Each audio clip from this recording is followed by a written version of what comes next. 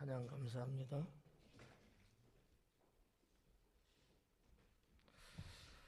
형권사님 찬양 잘하는데?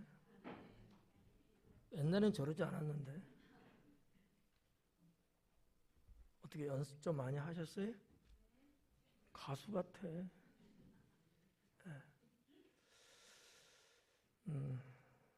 뒤에서 여러분 찬양하는 모습 보면서 은혜 받습니다. 사실 뒷모습은 별 일 없는데 근데 찬양하는 모습이니까 참 어떤 모습보다 아름답고 은혜롭다고 고백하고 싶습니다.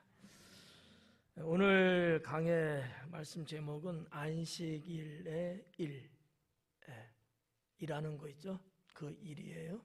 안식일의 일에 대한 내용인데, 예수님께서 유대 지도자들로부터 안식일에 일한다는 것 때문에 아주 혹평을 받고 또 예수님을 잡아 죽이려고 하는 데까지 가고 있는 상황이거든요.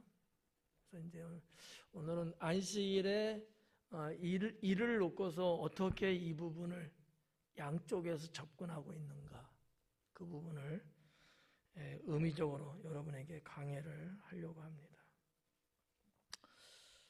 오늘 좀 절수가 많죠? 15절이에요. 한 7명 정도는 이거 오늘 끝날 수 있나? 끝납니다. 10절 보니까 그 형제들이 명절에 올라간 후에 자기도 올라가시되 나타내지 않고 은밀히 가시니라 그래요. 이 말씀은 지난주에 이미 말씀을 드렸죠. 제자들은 먼저 보냈어요. 그때 예수님은 난 안 간다 이렇게 표현했잖아요. 그러고 나서 예수님이 올라가셨어요. 그 이유에 대한 것을 지난주에 말씀드렸고, 가나 혼인잔치를 예를 들어서 설명했고, 나사로의 죽음에 대해서 설명을 이제 해드렸죠. 그래서 10절은 끝났어요. 더 이상 할 게 없잖아요. 예수님의 그와 같은 행보는 무엇 때문이었을까? 하나님의 뜻에 맞추기 위한 거였다. 이렇게 마무리 지으면 될 것 같고요. 11절, 명절 중에 유대인들이 예수님을 찾으면서 그가 어디 있느냐 하고 그래요. 명절 중에. 자, 이 명절은 무슨 명절이죠? 초막절. 무슨 명절? 초막절. 외우세요. 그래야 치매 안 걸려. 초막절. 자, 초막절은 다른 명칭으로 무슨 또 절이라고 했죠? 무슨 절? 수장절. 맥주절은 땡? 맥주절은 아니고 수장절. 농사 짓고 수확한 것을 거둬들인 것들을 저장해서 이제 또 다음 해를 또 대비하는 수장절이거든요. 그러니까 어떻게 보면은 오늘날의 추수감사절하고 거의 흡사한 거예요. 그래서 이제 대부분 다 추수감사절이라고 이렇게 지키고 있는데, 혹 어떤 교회는 그러면서도 초막절 내지는 수장절을 이야기하는 분도 계셔요. 전혀 틀리진 않죠. 그러니까 성경적으로 볼 때는 초막절이다, 수장절이다 하는데 추수할 때니까 초막절 개념보다는 수장절 이렇게 말하면 훨씬 더 매치가 이제 되는 거죠. 자, 명절 중에요. 6월절 아닙니다. 맥주절 아니에요. 초막절 명절 중에 이렇게 보시면 되죠. 유대인들이 예수님을 찾으면서 그가 어디 있느냐, 예수님을 찾는 거예요. 왜 예수님을 찾을까? 왜 찾는 것 같아요? 좋아서? 아니면 죽여버릴 거야 이래서? 전자의 후자예요? 후자. 보고 싶어서 그러지는 않았을 거고. 왜냐하면 여기서 나오는 이 유대인이라고 기록된 거는 유대에 사는 유대인을 말하는 게 아니에요. 유대의 지도자를 말하는 거예요. 일반 백성 말하는 거 아닙니다. 예, 그 종교 지도자들, 예를 들어서 뭐 제사장, 서기관, 그리고 그런 직책은 아니지만 바리새인의 어떤 정치적인 또 지도자, 권력 있는 이런 자들, 그리고 꽤나 부유함을 갖고 있는 그런 어떠한 자들. 어쨌든 유대 사회를 이끌어갈 만한 당시에 지도자에 해당되는 이런 사람들, 그런 사람을 말하는 건데, 이런 사람들이 왜 예수님을 찾았을까? 그거는 예수님이 좋아서가 아니고 어떻게 하든지 예수님이 사라졌으면 좋겠다는 거지. 우리의 삶 속에 이 나사렛 예수는 없애버리고 싶은 마음이 간절한 거예요. 근데 그가 어딨냐? 예수님이 분명히 기록되기는 은밀히 들어가셨거든요. 아무도 모르게 들어갔어요. 제자들은 먼저 갔거든요. 아마 우리 주님이 뭐 복면을 하고 들어갔는지 아니면 확 뒤집어 쓰고 들어갔는지는 모르지만 성경에는 은밀히 들어갔다는 얘기는, 이 얘기는 누구도 모르게 갔다는 얘기잖아요. 그런데 어떻게 이 사람들이 나사렛 예수는 어디 있는 거야? 하고 수소문을 하는 거예요. 이게 어떻게 가능했을까? 예수님을 추적하고 있는 사람이 있어서 그랬을까? 그건 아닌 것 같은데, 제가 볼 때 한 두 가지 정도로 한번 추리해 볼 수 있을 것 같아요. 예수님이 예루살렘에 들어왔다는 걸 직감한 거야. 이게 어떻게 가능할까라는 거죠. 첫째는 무슨 절이라고요? 명절이에요. 초막절, 명절. 그러니까 명절이니까 당연히 예수는 올 거라고 확신한 거예요. 이전에도 계속 유월절도 그렇고 명절은 항상 왔거든요. 올 거라고 예상했어요. 또 하나는 뭘까? 김희선 집사님 뭘 것 같아요? 웃음으로 말했어요. 이런 거예요. 예수님의 12명의 제자인데 이 사람들이 우르르 몰려다녀. 이 사람들은 이미 대중 앞에 노출된 사람들이에요. 여기까지 이해가 가요? 제자들이 혼자서 막 다니면은 모르지만 12명 건장한 남자들이 같이 몰려다니는데, 그것도 이 제자들은 이미 이스라엘 백성들에게 이렇게 알려진 인물들이란 말이지. 대번에 알 수 있어요. 그래서 그렇게 몰려다니는 얘기가 없거든요. 근데 예수님은 언제나 제자들을 끌고 다니잖아요. 아마 이 유대 지도자들은 그와 같은 그 사회의 어떤 그 흐름을 보면서 나사렛 예수도 왔겠구나라고 생각했던 것 같아요. 그리고 이제 추궁을 하는 거죠. 그가 어디 있냐? 말해라 하고 좀 닥달하듯이 그러는 상황이 7장에 기록되어 있습니다. 그랬더니만 12절에 예수님에 대하여 무리 중에서 수군거림이 많아. 예수님에 대해서 무리 중에 수군거림이 많아. 무리 중에, 이 무리는 일반 백성을 말하는 겁니다.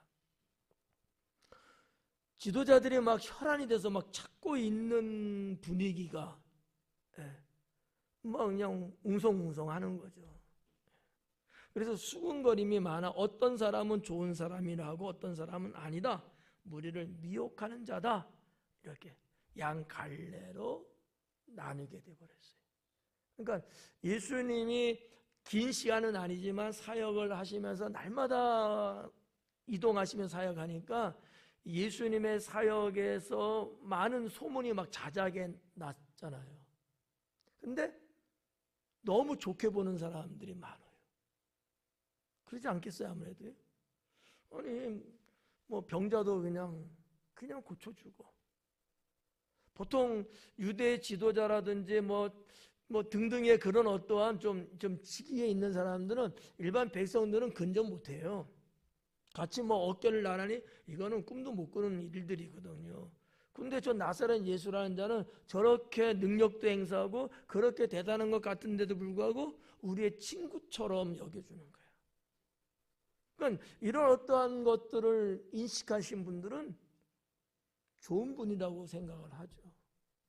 그런데 아니다, 무리를 유혹하는 자다, 이렇게 말하는 사람도 있다는 거죠. 이 사람들은 제가 볼 때 철저하게 바리새인들 아니었을까? 철저하게. 그냥 어느 정도, 그냥 바리새인은 맞는데 그냥 유야무야 이 정도 사람은 아니고 철두철미하게 각인되어 있는 바리새인들. 정말 어떻게 보면은 보수, 아주 극보수적인 바리새인들. 그리고 어느 일부는 이 예수님을 적대시하는 그의 편에 서 있는 사람들. 이런 유형의 사람들은 예수님을 이런 쪽으로 몰아세우는 거예요. 백성들을 유혹하는 자다. 그래서 나라를 흔드는 자다. 이런 식으로 아주 부정적으로 이제 보고 있는 거죠. 이제 이와 같은 것은 성경에도 있습니다만은 그 당시 유대인 중에 역사학자들이 쓴 책들을 이렇게 좀 보면 좀 이렇게 간헐적으로 그 시대의 사회상에 대해서 좀 기록된 내용들이 좀 있어요. 그런 걸 종합해서 보면 제가 이제 여러분에게 말씀드린 그런 내용들을 좀 추려볼 수 이제 있는 거죠. 근데 12절에 보니까 무리를 미혹하는 자다, 이렇게 하면서 이걸 몰아붙이려고 하는 거예요. 왜? 이것이 유대 지도자들에게는 상당히 자기들에게는 아주 좋은 기회가 된 거예요. 아예 우리를 호응하는 사람이 없으면 모르는데 있어요, 어느 정도. 근데 이 무리를 유혹하는 것이 모세 율법에 의하면 그는 죽여라 돼 있거든. 어떻게 생각하세요? 네, 율법에 있는 얘기예요. 죽여도 되는 거예요. 신명기 13장에 보면 그렇게 기록이 돼 있어요. 그가 비록 선지자일지라도, 그가 비록 능력을 행하는 자일지라도 죽여야 된다는 거지. 그러니까 예를 들어서 선지자나 능력이 있는 자가 정말 하나님의 선한 선지자가 아니고 백성을 현혹시키는 거짓 선지자, 이 사이비들을 말하는 거예요. 그런 자는 죽여라. 그러니까 이런 근거가 있으니까 유대 종교 지도자들이나 또 같이 흐름을 타고 있는 이런 사람들은 예수님 죽이는데 명분이 있는 거예요. 그냥 막 하는 게 아니고 옛날에도 말이죠. 유대 세계도 그랬지만 로마 세계도 그랬고 헬라 시대 때도 그랬고요. 아주 그 고대 사회 때도 왕이지만 왕이라고 함부로 못했어요. 명분이 중요했거든. 우리나라 조선시대 삼국시대 때도 뭐 나라 전체가 다 왕 거 아니에요? 그 정도로 어떠한 왕을 중심으로 사는 시대였지만 그럼에도 불구하고 백성들을 어떻게 할 때는 명분이 필요했다는 거죠. 거기에 아주 샘플 중에 샘플이 뭘까요? 이성계의 난이었던 거죠. 여기까지만. 조선을 세우잖아요. 이성계가 그러면 안 되는데 그러면서 명분이 필요했어. 명분을 만드는 거야. 하고 싶은 거 막 여기까지 와도 명분이 약하니까 더 명분을 만들고 막 이런 거. 우리나라 국사에 보면 이런 게 쭉 나오잖아요. 서양도 마찬가지였다는 거죠. 유대인도 마찬가지였어요. 근데 유대인에게는 뚜렷한 명분이 있는 거지. 하나님 말씀, 모세 율법에 딱 있는 거지. 얼마나 좋아요. 그런 부분들. 자, 13절. 그러나 유대인들은 두려워함으로 드러나게 그에 대하여 말하는 자가 없더라. 여기서 말하는 유대인은 무리예요. 그러니까 일반 백성들한테 그가 어딨냐? 본 적 있냐? 알면 이야기해라. 신고해. 막 이러면서 하는데 백성들이 알고 있어도 말하기가 무서운 거예요. 말하기가. 추론입니다. 그 시대의 어떤 그 유대 사회의 역사적인 얘기를 지금 여러분에게 쉽게 풀어서 말씀드리는 거예요. 그 유대 사회의 사회 계층에 이 지도층하고 평민층하고는요 상당히 이 격이 심했어요. 권력이 상당히 엄청나게 있었거든요. 그래서 함부로 어떻게 하기는 어려워요. 잘못 걸려들면 죽음까지는 몰라도 고초를 당하고 아주 어려움을 당할 수도 있는 그런 시대상이었다라는 얘기죠. 그러니까 백성들이 막 봤을 거예요.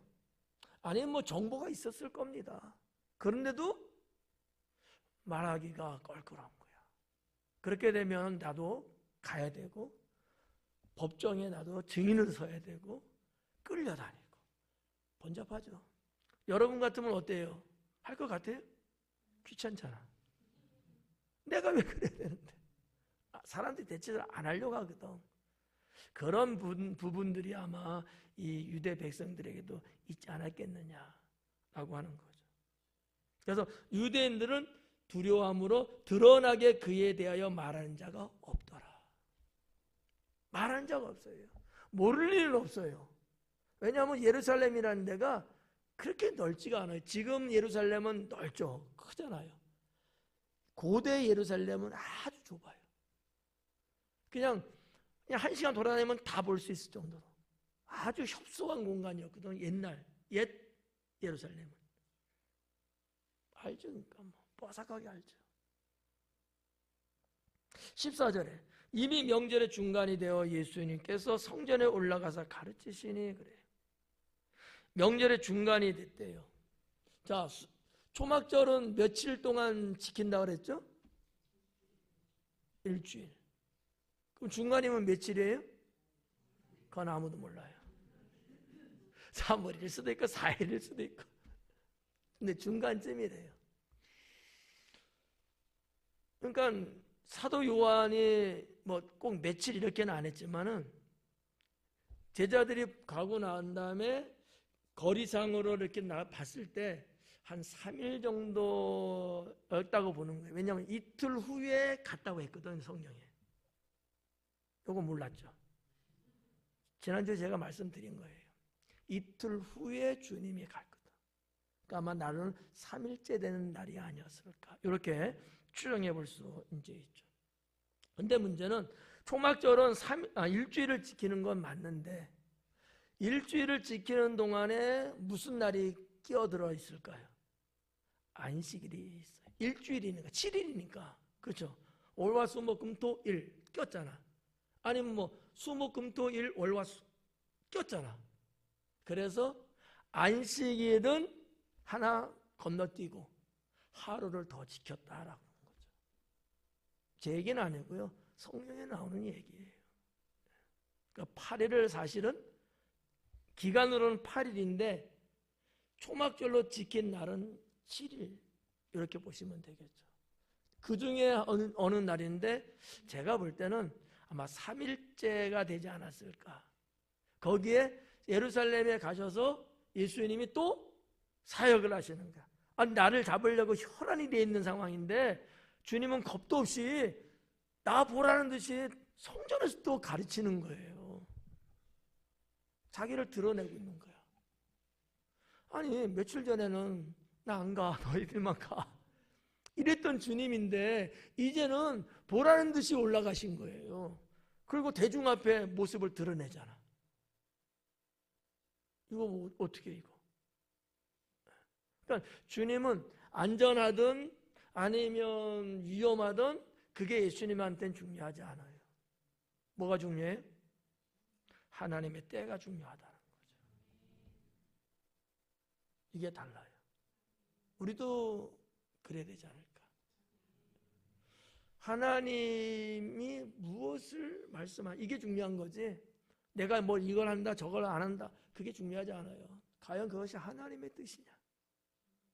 안 하는 것도 하나님의 뜻이라면 감사. 하는 것이 하나님의 뜻이라면 감사. 그렇죠? 중심에 뭐가 있는 게 하나님이 계신 거예요. 예수님의 어떤 그 사상은 그렇다고 저는 보는 거죠. 뭐 제자들과 같이 올라가는 것도 주님의 때가 맞다면 상관없고 아니었어도 상관없고 이런 어떤 우리 예수님의 중심 사상을 우리가 이런 데서 좀 엿볼 수 있지 않겠는가 이렇게 봐집니다.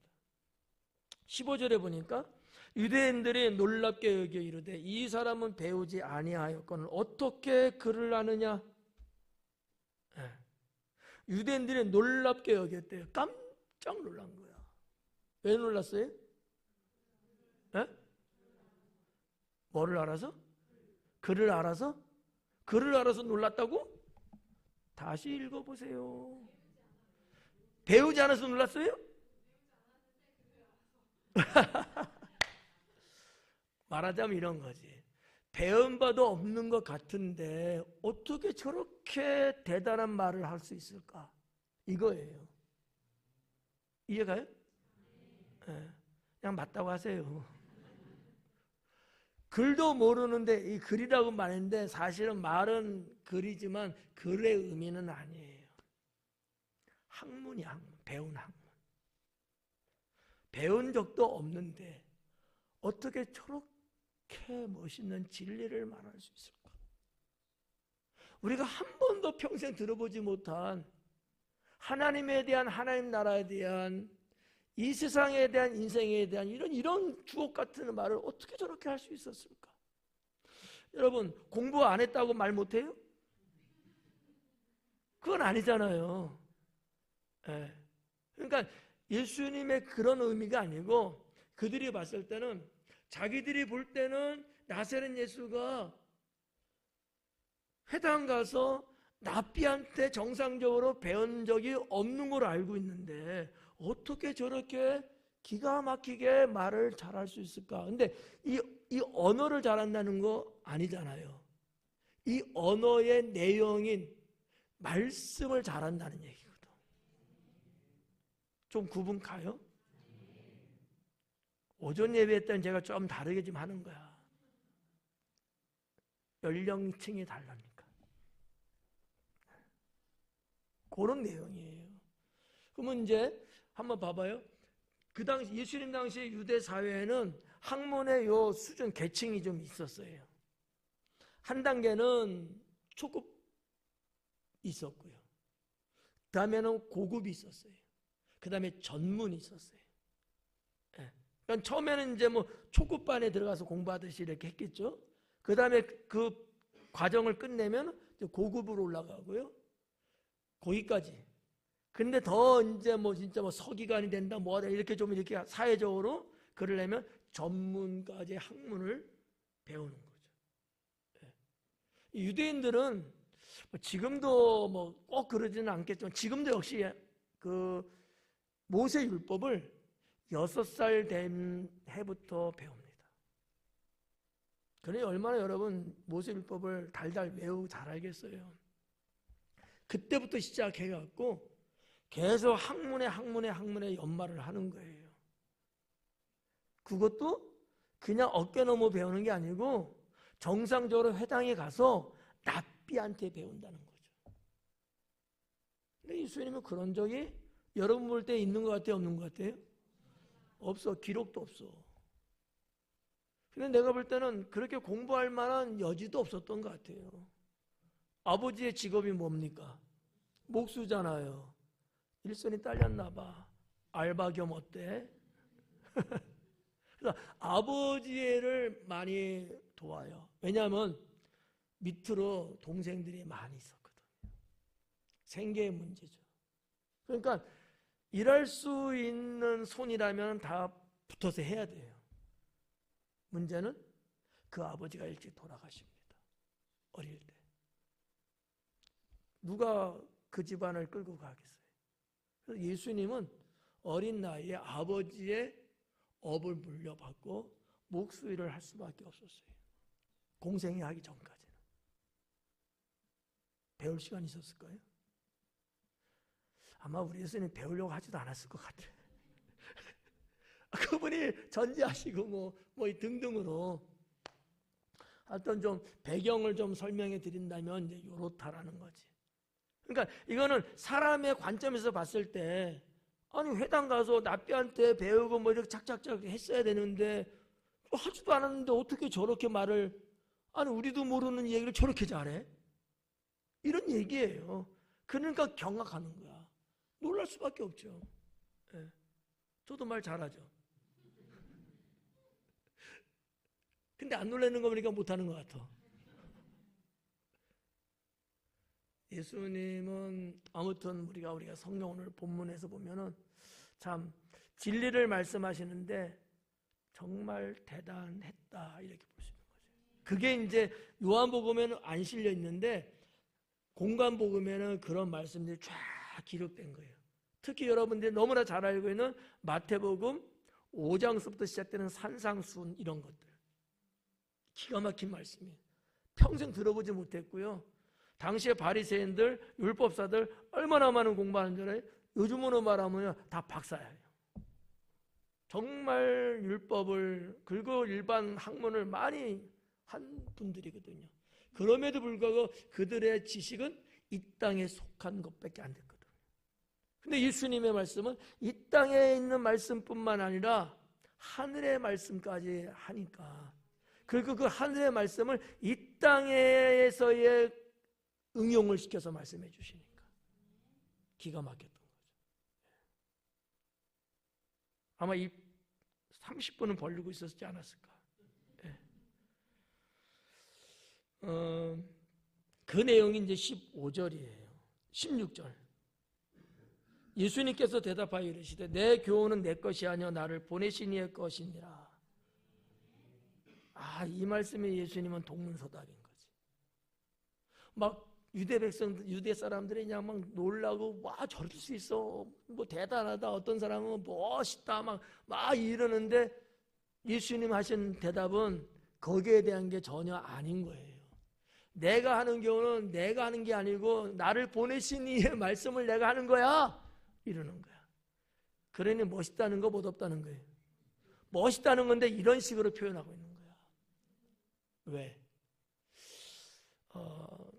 제가 볼 때 예수님은 지금 모든 걸 아시는 분이니까 오히려 나를 대적하고 나를 엮으려고 하는 저들에게 함정을 덫을 놓고 있는 장면 아닐까 이렇게 보는 거죠. 그 얘기는 더 내려가서 말씀 또 드릴게요. 자, 아무튼 봐봐요. 사람들은 지금 경탄하고 있는 거예요. 그러면 그 정도면 내가 하는 교훈은 이런 거야 딱 이렇게 해도 손색이 없어요. 그런데 예수님은 한술 더 떠갖고 내 교훈은 내가 하는 게 아니고 나를 보내신 하나님께서 해서 하신 거야 이러는 거야. 그러니 듣는 사람들이 기분 나빴을까 좋았을까요? 좋았을 것 같아요? 더럽게 나빴어요. 그 얘기는 무슨 얘기냐? 나를 보내신 하나님이잖아요. 그럼 내가 누구라는 얘기예요? 내가 하나님, 내가 메시아라는 얘기를 간접적으로 표현하고 있는 거거든.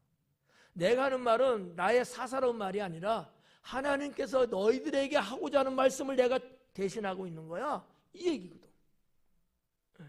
산지 어때? 어땠을 것 같아?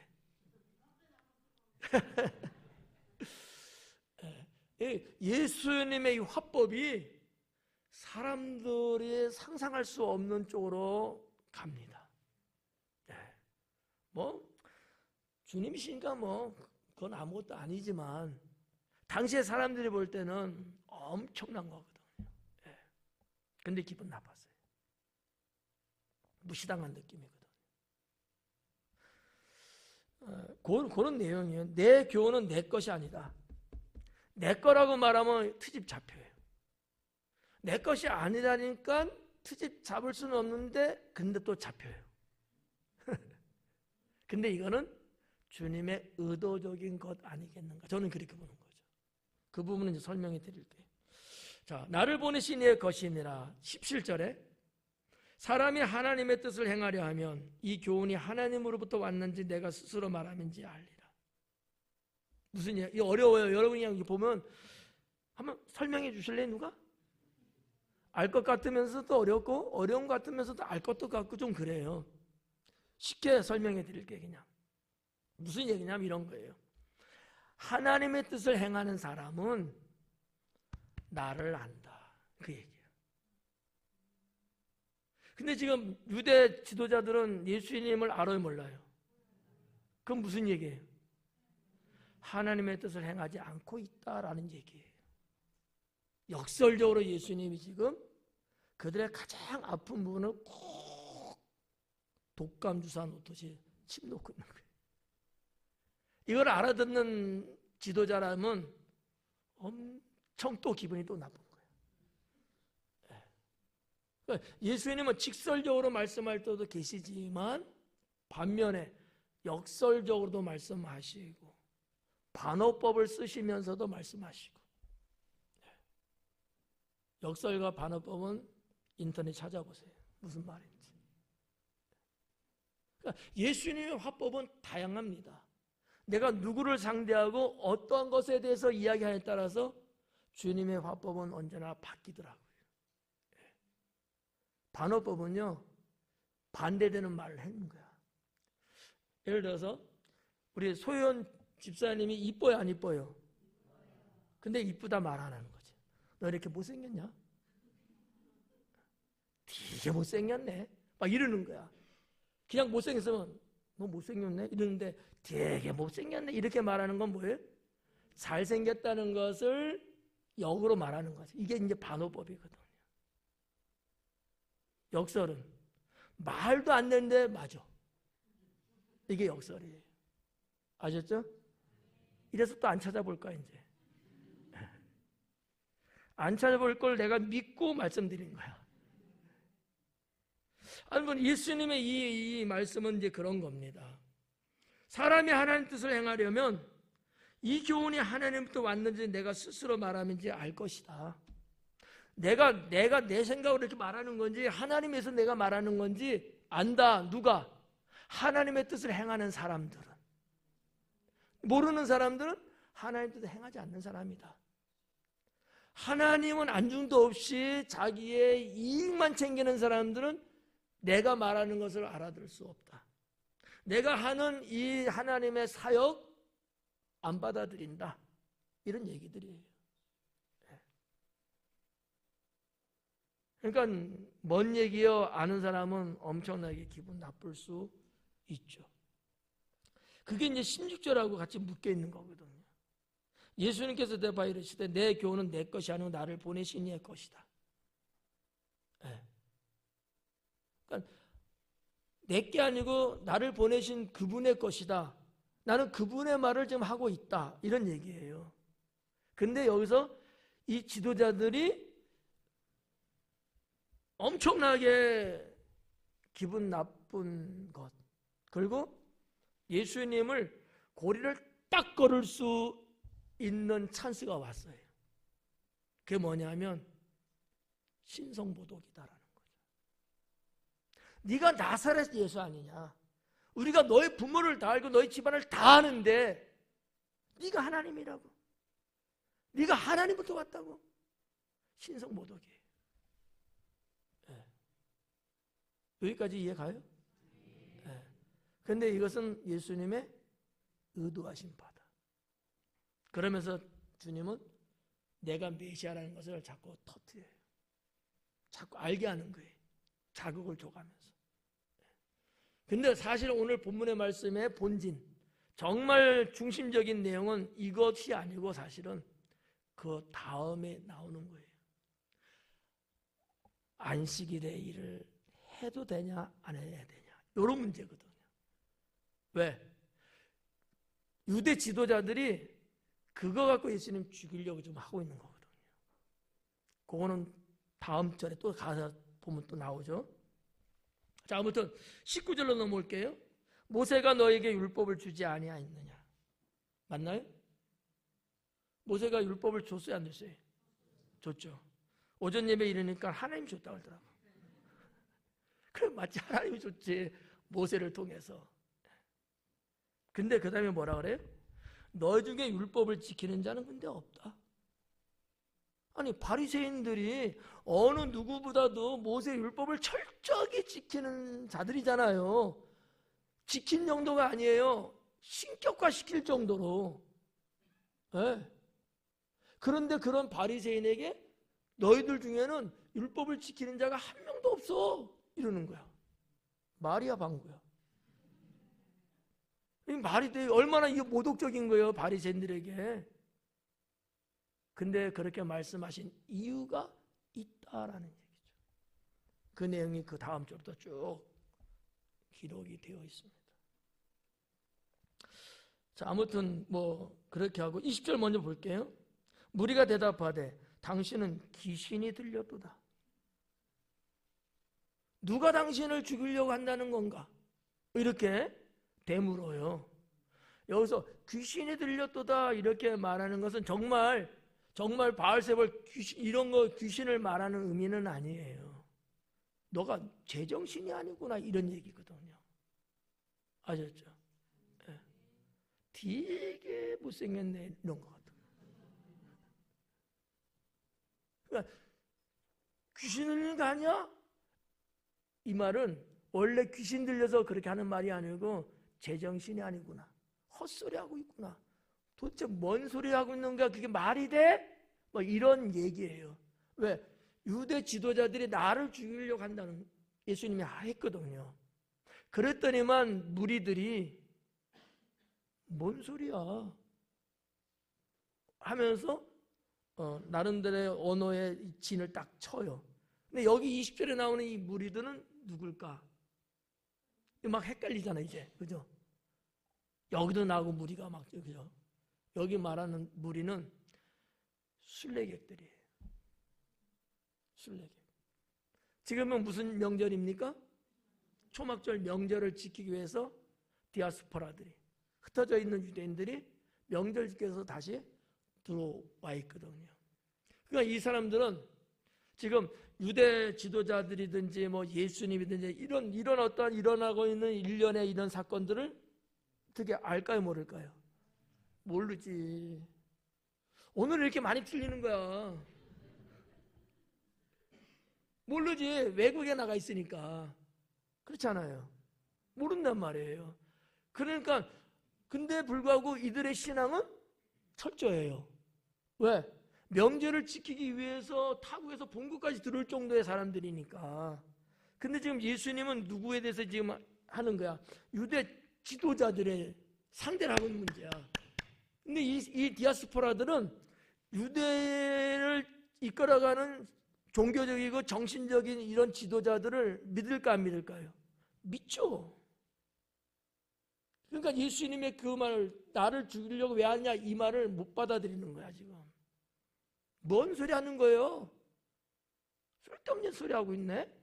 이러면서 누가 당신을 죽이려고 하는 겁니까? 막 이러는 거지. 이 분위기를 여러분들이 좀 이해하면 괜찮을 것 같아. 어떻게 접수됐어요? 뭐 그런 거. 넘어가서 20절까지 끝났어요. 예. 충분히 다 할 수 있을 것 같아요. 21절에 예수님께서 대답하여 이르시되 내가 한 가지 일을 행하며 너희가 다 이로 말미암아 이상히 여기는도다. 여기 이상히 여긴다라는 단어는 원래 경악하다라는 단어를 번역했고요.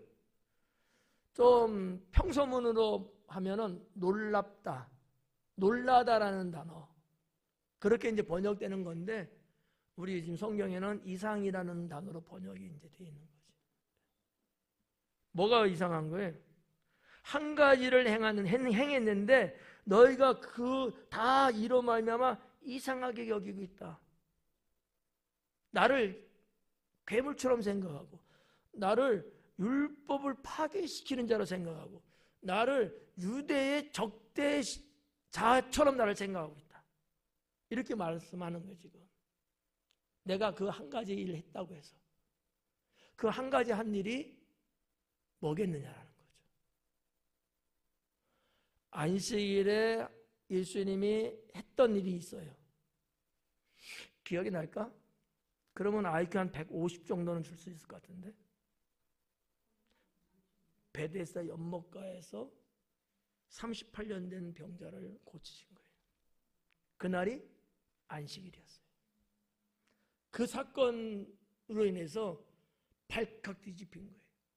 지금까지는 유대 사회에 당연히 안식일에는 일하지 않는 게 당연한 거 아니에요? 여기에 반항하는 사람 없죠. 다 지도자들의 그런 어떤 이끌어가는 이 룰에 다 따라가는 거죠. 근데 이게 도대체 어디서 왔는지 나사렛 예수라는 자는 안 지키는 거예요.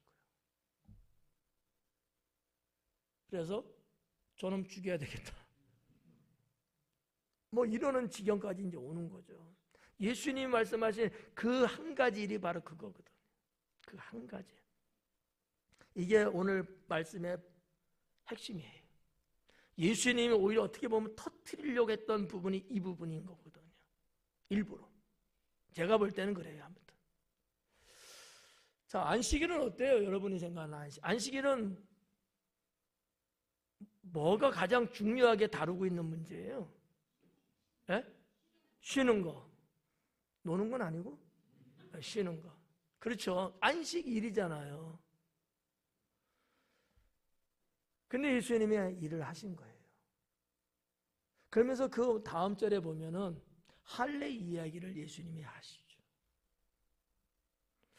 자, 우리가 이제 구약 시대 때도 그렇지만 지금도 볼 때 안식일에 대한 생각 한번 잠깐만 해볼게요. 안식일에 어쨌든 노동은 안 돼요. 이것이 출애굽기 20장에 나와 있는 거야. 율법으로. 아무 일도 하지 마라 그랬거든요. 하나님이. 모세를 통해서. 그러니까 맞아요. 그런데 예외가 있었어요. 첫 번째는 생명을 살리는 일. 두 번째는 하나님께 제사, 예배 드리는 일. 세 번째는 선을 행하는 일.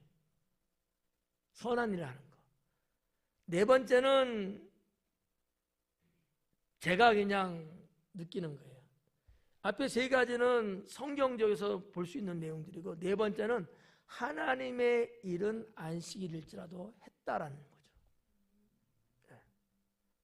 선한 일이면 하나님이 하시는 일이라면 안식일에도 해 라고 성경에 기록되는 얘기가 아니고, 그 의미 내용을 해석했을 때 하나님은 하나님의 일을 안식일에도 하셔요. 그래서 예수님도 그런 말씀하시죠. 내 아버지께서 지금까지 쭉 일하시고 나도 일한다. 이 얘기가 안식일 사건 때문에 나온 얘기거든요.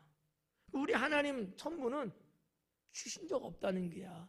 계속 일하신다는 얘기예요. 나도 그래서 일한다. 내가 안식일의 주인 아니냐. 네. 그러니까 오늘날에도 특히 우리 이제 개신교에서는 특히 이제 이 부분 이제 되잖아요.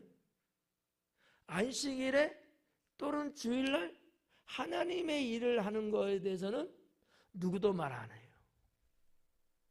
근데 나의 사적이고 세상적이고 이런 거를 만약에 주일날 하려고 한다? 이거는 대본에 말이 나오죠. 그 차이예요, 그게. 하여튼 안식일은 일하면 안 된다라는 거야. 이 안식일 네 가지 소개한 건 그냥 여러분에게 보너스 드린 거예요. 말하지 마요. 오전 예배 때 안 해줬어. 여기서 중요한 건 이제 그거는 이제 해드린 거고, 중요한 거는 안식일에는 일하면 안 된다. 모세율법은 그렇게 돼 있어요. 21절 보자고요. 내가 한 가지 일을 행하면 너희가 다 이로 말미암아 이상히 여기도다.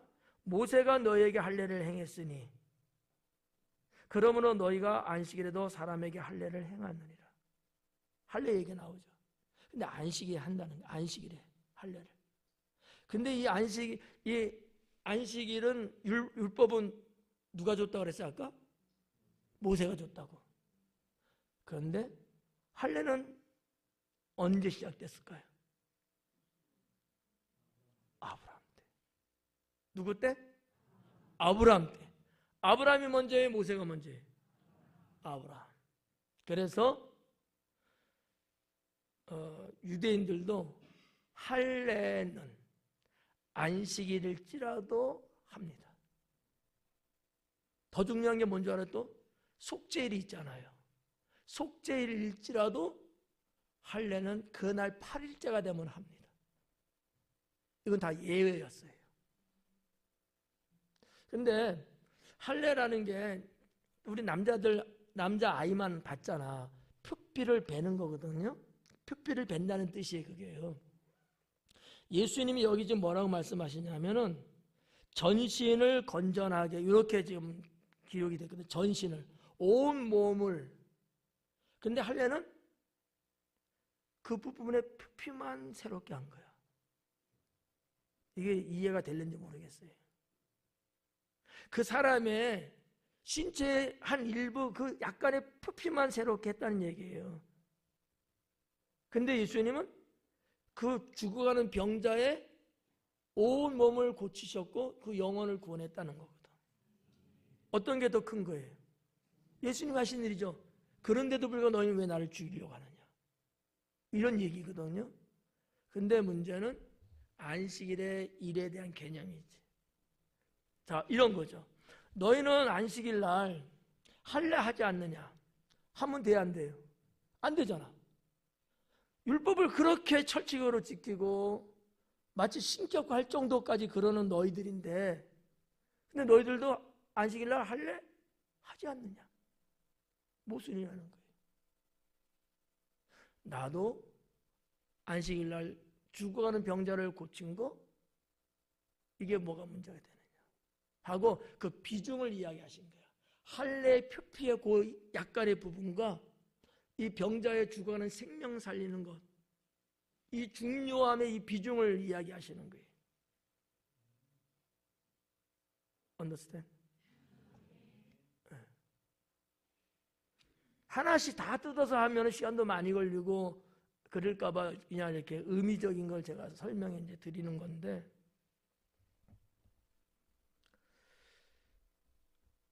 그래서 22절에 그거예요. 그러나 가로 안에 있는 거죠. 그러나 할례는 모세에게서 난 것이 아니다. 조상들에게서 난 것이다. 근데 너희가 안식일에도 할례 하지 않느냐? 할례가 우선권이에요. 그래서 보면은 안식일에 당연히 하면 안 되는데 할례는 허용된 거예요. 이런 부분. 그러니까 할례와 어떻게 보면 할례라는 것과 생명이라는 것, 이거를 조금 좀 이게 대조시키는 듯한 느낌도 좀 있고, 안식일에 일을 하냐 안 하냐 하면 이것은 해당되냐 해당되지 않느냐, 할례는 하면서도 왜 다른 거 못하게 하느냐, 할례가 중요하냐 죽어가는 생명 살리는 게 중요하냐, 이런 어떤 실천학적인 얘기거든요. 이게 성경에서 말하는 윤리입니다. 윤리. 오늘날 우리 크리스찬들도 이런 성경을 통해서 말씀하시는 윤리를 잘 알아야 돼요. 무턱대고 막 바리새인들처럼 고집 부리고 어떠한 것도 하면 안 돼! 막 이러면서 자기들은 안식일날 할례 하잖아. 이해가요? 네가 하면 뭐고 내가 하면 뭐고 그런 말이 있죠? 네. 그건 아니다. 성경에서 하나님이 허용하고 인정하고 그렇게 기록한 것은 여기 있는 내용 그대로입니다. 네. 그러니까 예수님은 하등에 문제가 없다. 오히려 그러지 않는 그것을 지적하시는 거고, 신약 성경으로 넘어오면은, 신약으로 넘어오면 베드로가 바울의 사건이 딱 터지는 게 있어요. 가증한 음식을 먹고 안 먹는 거, 이방인과 같이 앉았을 때. 그러니까 딱 오니까 안 먹은 척하고 이러잖아. 그런 것들도 신약 시대에 와갖고 보는 관점이 다른 거예요. 이것도 여기에는 상관없는 건데 예를 들면 이제 그렇다는 거지. 정말 중요한 게 뭐냐라는 거지. 안식일 그래 쉬라는 얘기야. 수고했으니까 쉬라는 의미인데 그냥 다 풀어놓고 쉬어? 이거는 육체적 쉼밖에 없는 거예요. 우리의 영혼의 쉼은 하나님 앞에 진정한 예배 드릴 때 오는 거거든. 그래서 안식일 날 예배 드리고 제사장들 일하잖아. 레위인들 안식일 제사 때문에 일해야 안 해요? 일해요. 좀 이해가 되는지 모르겠어요. 무조건 다 안 된다 이게 아니에요. 출애굽 광야에서 만나 죽고 메추라기 죽고 그건 왜 그랬어요? 육신적인 음식의 노동 그런 것 때문에 그런 거지 다른 건 아니거든. 이런 거를 분별을 좀 잘 하는 것도 좋지 않을까 이렇게 생각되고요. 23절에 모세 율법을 범하지 아니하려고 사람이 안식일에도 할례를 받는 일이거든.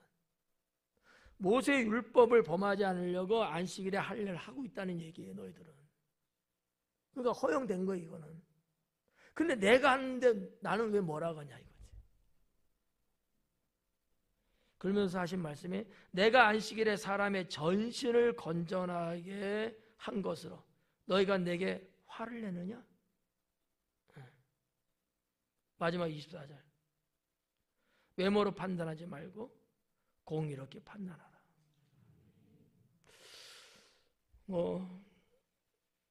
이 24절 이렇게 한번 생각해 보면 좋을 것 같아요. 똑같은 일인데 서로 다른 생각인 거지. 똑같은 일이잖아요. 그죠?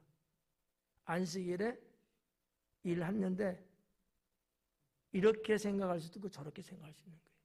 근데 어떻게 생각해야 돼요? 하나님이 기뻐하는 일이냐 아니냐. 나의 육신적인 세상적인 것 때문에 내가 안식일을 범하느냐. 그건 아니고 주님이 기뻐하는 선한 일을 하기 위해서 한 것이다. 이런 어떤 기준치. 요거를 여러분들이 분별한다면은 주일을 우리가 지키는데도 주일날 놀러 다니고 주일날 자기 사사로운 그렇게 휩쓸리고 이런 거는 우리가 절제하고 해야 되지만 주일날 나가서 예를 들어서 전도하고 아니면 주님이 기뻐하는 어떠한 선한 일 생겼어요. 여러분 차 타고 가다가 어떤 일을 만나서 또 도와줘야 돼요. 급작스럽게 해야 돼요, 말아야 돼요? 해야죠. 근데 유대인의 그 율법에 보면 안식일은 900m 이상은 걷지도 못해요. 지금 거 다 걸려 말하면. 안식일날 지금 안식교 같은 케이스는요 다 걸려. 근데 다 차 타고 와 멀리서. 그러니까 이 하나님이 안식일을 주신 의미가 그게 뭐냐는 그게 중요한 건데 그걸 놓치고 문자적으로만 보니까 좀 문제가 되는 거죠. 오늘 24절까지 하잖아.